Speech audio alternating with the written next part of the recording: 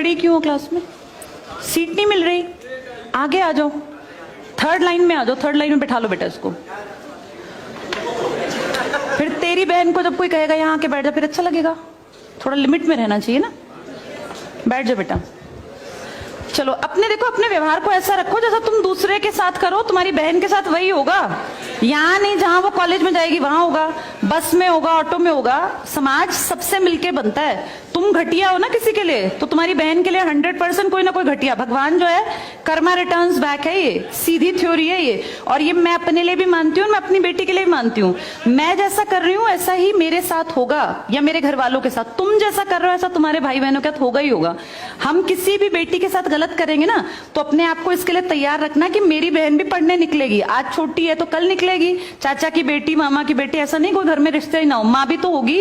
जैसा तुम कर रहे हो ऐसा तुम्हारी माँ के साथ जरूर घटित हुआ होगा। अब तुम कर रहे हो, बड़े अच्छे कई एड्स हैं, उसमें एक जवान लड़का ना सीटी बजा रहा होता है, तो उसकी माँ, देखा तुम लोगों ने वो, उसकी माँ कहती है बेटा मत कर। तुम्हारी उम्र का था वो लड़का, उसकी माँ लगा लो मेरी एज की, मुझसे 2-4 साल बड़ी होगी, क्योंकि जो बच्चे 20 के हैं उनके माँ 40-45, उनकी माँ 45 साल तक की होती हैं।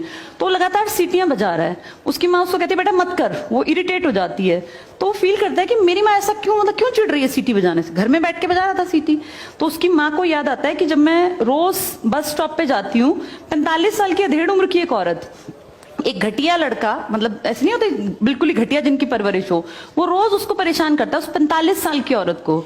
तो उसको फिर फील होता है कि ये मेरा बेटा जो हरकत कर रहा है ये उस लड़के से मेल खाती है। बहुत अच्छा ऐड है, उसका एसेंस बहुत अच्छा निकल के आता है कि एक्सप्लॉयटेशन सिर्फ जवान लड़कियों का नहीं होता। आप गलत कर रहे हो ना, कोई आपकी माँ के साथ, आपकी बहन के साथ कहीं ना कहीं कोई गलत करेगा फिर। इसलिए समाज को अच्छा बनाओ, क्लास को ऐसा बनाओ, कोई लड़की वहां से अगर आ रही है और तुम कह रहे हो यहाँ आ जा, तो ये ठीक है, ये अपने आप सोच के देखो। ये हमारी परवरिश को भी दिखाता है कि हमारी परवरिश कैसी माँ ने की है।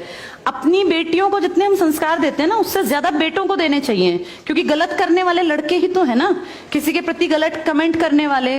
ये ठीक नहीं होता।